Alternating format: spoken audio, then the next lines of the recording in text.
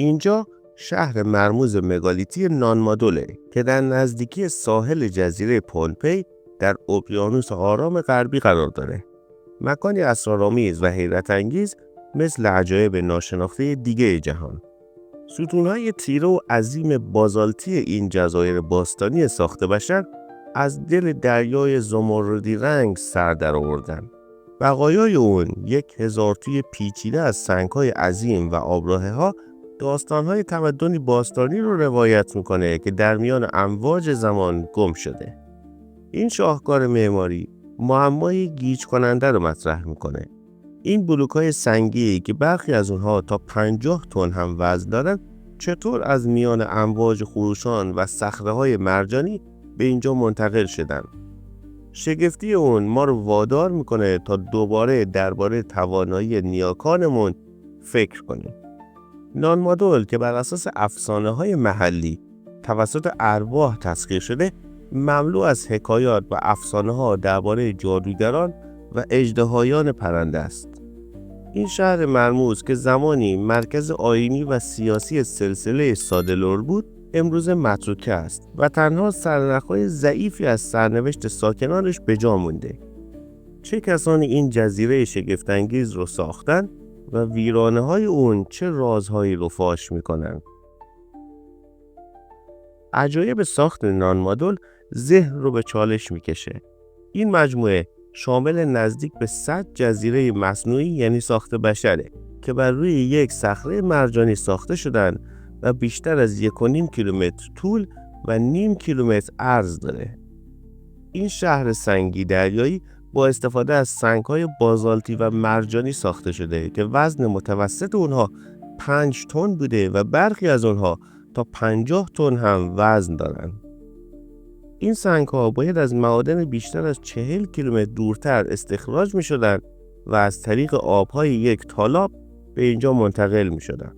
اینکه چطور جامعه‌ای بدون دسترسی به قرقره‌ها و یا ابزارهای فلزی تونسته این سنگ‌ها رو جابجا، بلند و در جای خودش قرار بده، همچنان دانشمندان و تاریخدانان رو متحیر کرده. مردم پومپئی باور دارند که نیروهای جادویی باعث شدند که این سنگ‌ها به مکان خودشون پرواز کنند. افسانه‌های دیگه‌ای هم از غول‌هایی صحبت می‌کنند که شهر رو در یک شب ساختند.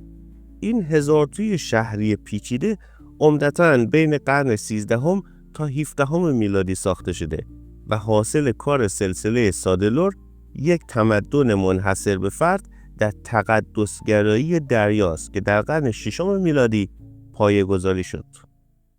جزایر و سازه‌های اون از ستون‌های عظیم سنگ سیاه ساخته شدند که به طور طبیعی به شکل 5 ضلعی و یا 6 ضلعی هستند و طولی تا 6 متر دارند. این مونولیت‌ها به صورت سازه‌های کابین مانندی چیده شدند که هم به عنوان دیوارهای بیرونی و هم پایه عمل می‌کنند. داخل اونها با توده‌های مرجانی پر شده تا سکوهای بلندی برای سازه‌های سنتی کاهگلی ایجاد بشه. برآوردها نشون میدن که در مجموع 750,000 تن سنگ سیاه در طی 4 قرن جابجا شده که به طور متوسط 1850 تن در سال بوده. این کار در زمانی انجام می شده که جمعیت جزیره پومپئی حدوداً 25,000 نفر بود. لیوت یا همون چیدمان شهر نشون دهنده یک برنامه‌ریزی شهری دقیقه. جزایر کوچک اون به صورت شبکه‌ای مرتب شدن و با کانال‌های جزر و مدی از هم جدا شدن. هر جزیره وظیفه خاصی داشته. برخی برای سکونت، برخی دیگه برای تهیه غذا، ساخت قایق و یا انجام فعالیت‌های آیینی استفاده می‌شد. در اوج خودش اینجا میزبان حدوداً 2000 نفر بوده. در قلب شهر بخش مرکزی به عنوان مکانی مقدس با مقبره‌ها، معابد و فضاهای آیینی قرار داره. نانداواس یک مقبره سلطنتی پرتزئین ترین سازه اونه. این بنا با 2 ردیف دیوارهای با ارتفاع 8 متری محصور شده که گوشه‌های اون به زیبایی منحنی شده و مساحتی بزرگتر از یک زمین فوتبال رو در بر میگیره. وزن یکی از سنگ‌های بنای اون حدوداً 50 تن تخمین زده شده. جسد پادشاهان قبل از دفن نهایی در این سازه مرموز قرار می گرفتند. برای قرنها جزیره کوچک پومپئی که امروزه بخشی از ایالت فدرال میکرونزیه تحت حاکمیت یک قدرت مرکزی واحد به نام سلسله سادلور قرار داشت. این سلسله از حدود سال 1100 میلادی تا 1628 میلادی در قدرت بود. بر اساس افسانه‌های پومپئی، حکمرانان سادلور اصلیتی خارجی داشتند و از نظر ظاهری هم تفاوت قابل توجهی با بومیان اونجا داشتند.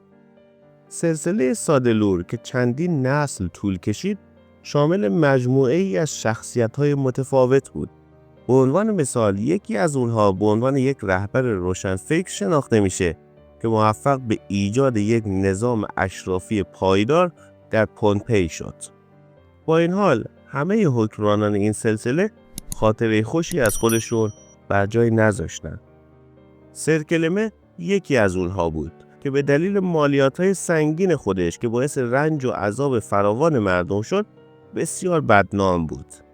داستان‌های تاریک‌تری هنوز درباره سادلوری به نام رایف ون لیک وجود داره که بر اساس افسانه‌ها با جادو چاق‌ترین افراد جزیره رو پیدا می‌کرده و اونها رو می‌خورده.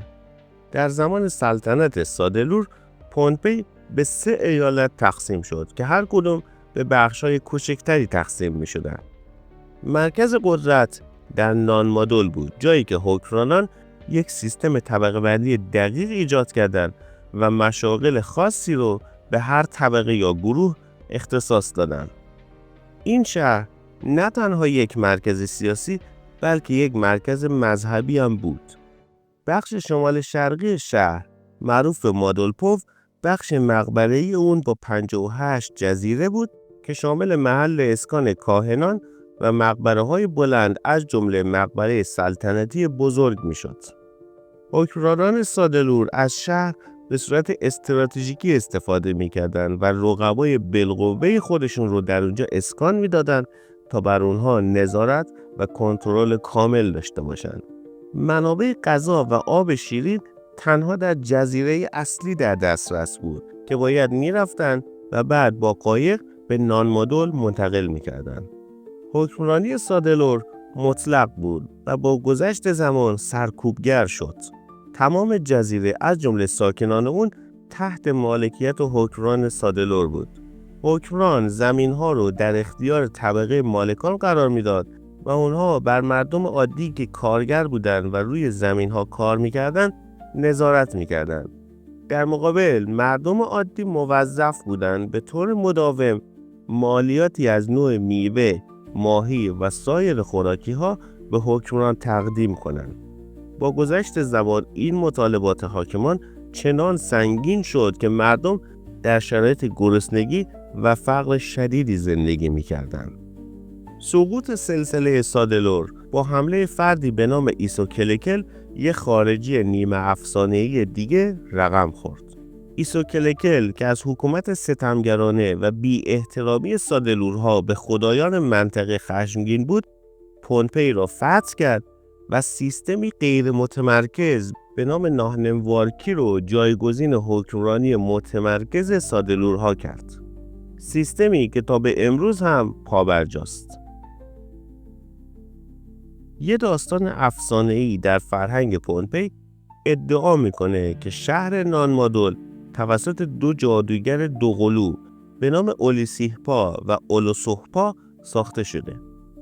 این جادوگران که از سرزمین افسانه وسترن کاتاو یا کاتاوی غربی اومده بودند، به دنبال مکانی برای ساختن محرابی برای پرستش خدای کشاورزی بودند.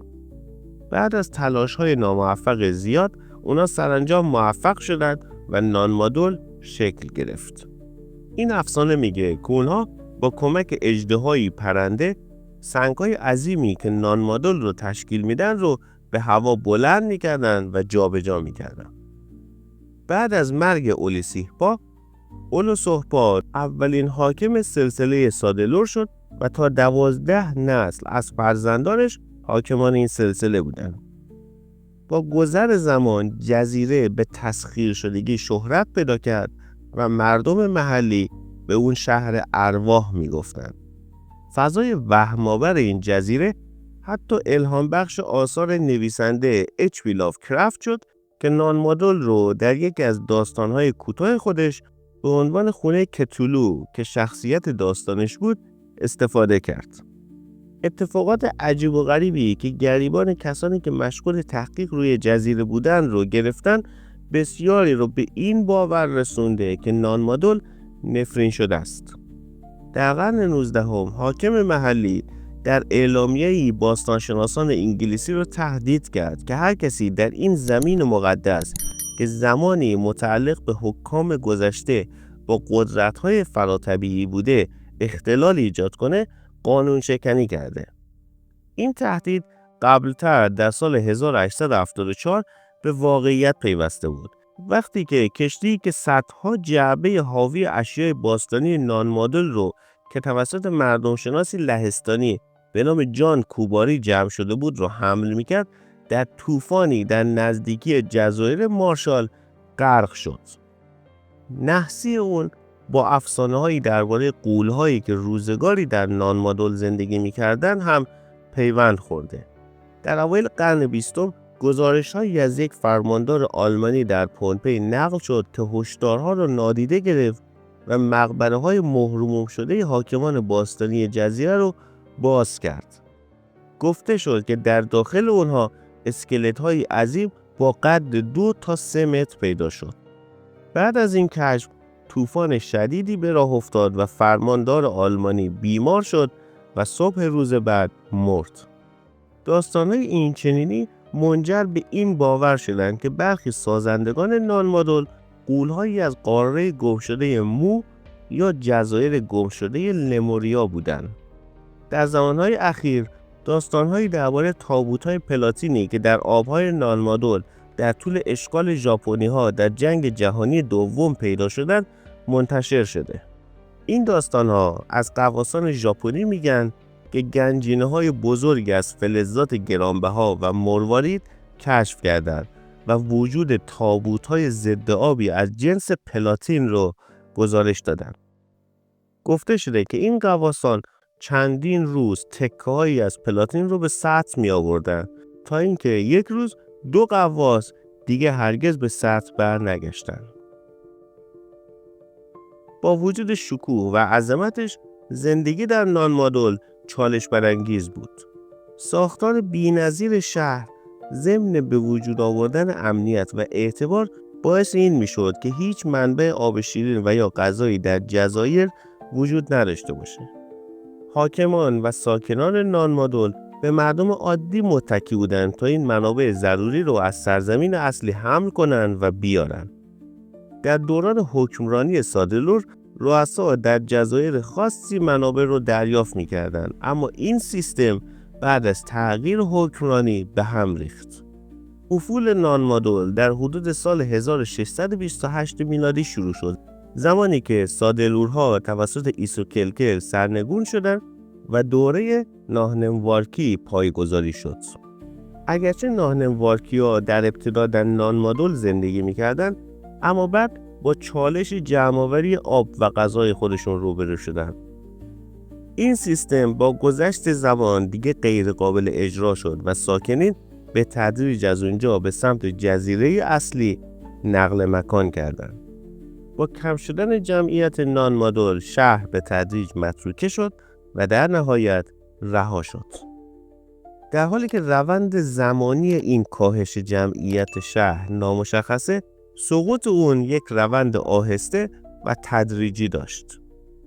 یه شهر پر جنب و جوشی که زمانی مملو از کانال‌ها، اشراف، کاهنان و مردم عادی بود، به تدریج در برابر نیروهای زمان و طبیعت تسلیم شد. امروزه نانمادول و مناطق اطراف اون شامل یک منطقه باستانشناسی مهمه که بیشتر از 18 کیلومتر مربع رو در بر میگیره. این منطقه شامل سازه‌های سنگی ساخته شده بر روی صخره‌های مرجانی و سواحل مجاور جزیره اصلی پومپئی. در سال 2016 این منطقه به خاطر معماری شگفت‌انگیز و عظیم مگالیتی خودش به عنوان یک سایت میراث جهانی یونسکو به ثبت رسید. همچنین این منطقه به عنوان نمونه مهمی از توسعه رهبری سنتی و سیستم‌های حکمرانی در جزایر اقیانوس آرام که تا به امروز هم ادامه دارند شناخته شد. با این حال وضعیت سلامت و یکپارچگی این سایت در معرض خطره. وضعیت سازه‌های سنگی در اون به دلیل رشد بیش از حد پوشش گیاهی، تأثیر امواج و طوفان‌ها و ریزش برخی قسمت‌های سنگ‌ها بسیار نگران کننده است. در نتیجه نانمادول از سال 2016 در فهرست میراث جهانی در لیست خطر قرار گرفته.